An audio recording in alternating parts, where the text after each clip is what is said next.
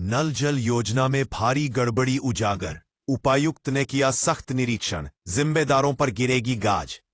केतार प्रखंड में चल रही नल जल योजना की भारी अनियमितताओं का मामला सामने आया है। लगातार मिल रही शिकायतों पर सोमवार को उपायुक्त स्वयं मौके पर पहुंचे और निरीक्षण में चौंकाने वाली खामियां उजागर हुईं।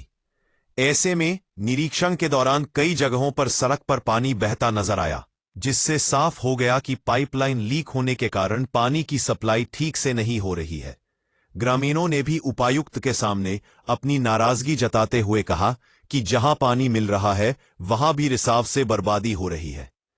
उपायुक्त ने मौके पर ही संबंधित अधिकारियों से स्पष्टीकरण तलब किया और चेतावनी दी कि यह योजना आम जन के हित के लिए बनी है। लापरवाही किसी भी हाल में बर्दाश्त नहीं की जाएगी। बताया जा रहा है कि कई वार्डों में पानी की सप्लाई नियमित रूप से नहीं हो रही है। वहीं जहां आपूर्ति हो रही है वहां पाइपलाइन फटने से पानी सड़कों पर ही बह रहा है, जिससे लोगों में आक्रोश व्याप्त है।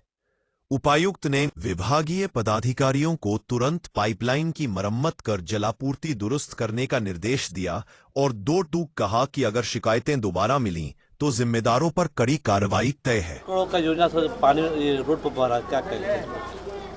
देखिए, आज केतार प्रखंड के पाचाडूमर पंचायत में हम लोग आए हैं और यहाँ पे जल जीवन मिशन की एक बड़ी योजना है। करीब 80 करोड़ की ये योजना है और इससे न केवल केतार प्रखंड बल्कि और भी आसपास के जो प्रखंड है उसमें नल का जो पानी है उसको पहुँचाना है। तो काफ़ी हद तक इसमें कार्य जो है ठेकेदार के मुताबिक हो चुका है और जो मोटे मोटे स्ट्रक्चर्स हैं उसका हमने इंस्पेक्शन भी किया है, तो मोर और लेस वहाँ वर्क सेटिस्फैक्ट्री है। बट जो टोले की जो स्थिति है वो ठीक नहीं है और जो ग्रामीणों से इंटरेक्शन किया है और जो कई टोलों में और घरों में भ्रमण किया है उससे स्पष्ट है कि नल जो लगाया है या तो लगा ही नहीं है या पाइप फटे हुए हैं या फिर बहुत सारी जगह जो है उसकी डेप्थ ठीक नहीं है। तो कुल मिला के काफ़ी सारी खामियां हैं। तो इसके लिए हमने जो जेई है उनको स्पष्टीकरण भी किया है और ठेकेदार से भी जो है उनका एक लिखित पक्ष हम मांगेंगे कि क्या आपका इसमें रीज़न है कि ये काम इतना जो है वो गंदे तरीके से आपने किया है, और जो भी फाइंडिंग्स होगी उसके अनुरूप फिर आगे एक्शन लिया जाएगा। और जल सहियाओं को भी जो है उनके साथ भी हमने इंटरेक्शन किया है और उनके भी कई सारे दायित्व हैं कि पानी की जो गुणवत्ता की जांच उनको करनी है। तो FT जो है सरकार ने उनको उपलब्ध कराए हर जल सहिया को, और उनसे ये भी हमने उनको ये भी निर्देश दिया है कि जो एजेंसी है और जेई और जो ठेकेदार है उनके साथ भी समन्वय बना के रखें, क्योंकि जो ग्रामीणों और जो सरकार उनके बीच की एक कड़ी जो है वो जल सहिया है।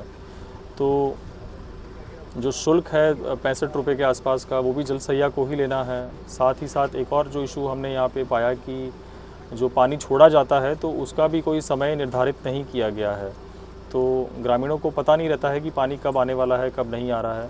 तो सहिया को हमने निर्देश दिया है कि इनको समय जो है एक निर्धारित करके आम सभा में और ठेकेदार के साथ फिर समन्वय स्थापित करके जेई के साथ समन्वय स्थापित करके एक टाइमिंग को भी इस्टेब्लिश किया जाए। सर, अगर देखा जाए तो यह लगभग 6 वर्ष हो गया है इस योजना को और 75 से 90 करोड़ हो गया।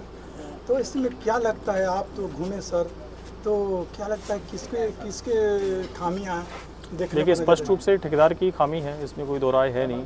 और उसके भी ऊपर इंजीनियरिंग जो हमारा डिपार्टमेंट है, जेई है, उनकी तरफ से भी लापरवाही रही है कहीं ना कहीं, ताकि जिसकी वजह से प्रोजेक्ट लंबा चला है और लंबा चलने के बावजूद भी जो है अभी तक कार्य इसमें पूरा नहीं हुआ और जो हुआ भी उसकी गुणवत्ता ठीक नहीं है। तो ऐसे में क्या करेंगे सर? तो जैसा कि मैंने बताया कि जेई को स्पष्टीकरण हम लोग कर रहे हैं और ठेकेदार से भी जो है उसका रिटर्न एक्सप्लेनेशन पूछ रहे हैं हम लोग। अगर सेटिस्फैक्ट्री आंसर नहीं रहा तो we will report to the department. बहुत